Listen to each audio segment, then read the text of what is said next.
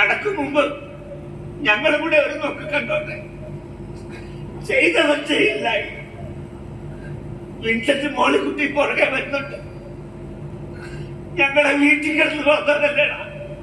അടക്കും മുമ്പ് ഞങ്ങളും കൂടെ ഒരു നോക്ക് കണ്ടോട്ടെ.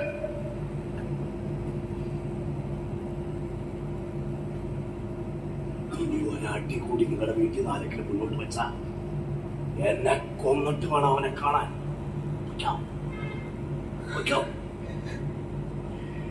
എനിക്ക് കർമ്മം ചെയ്യേണ്ടവന്റെ കർമ്മം ചെയ്യാനാ എന്റെ വിധി.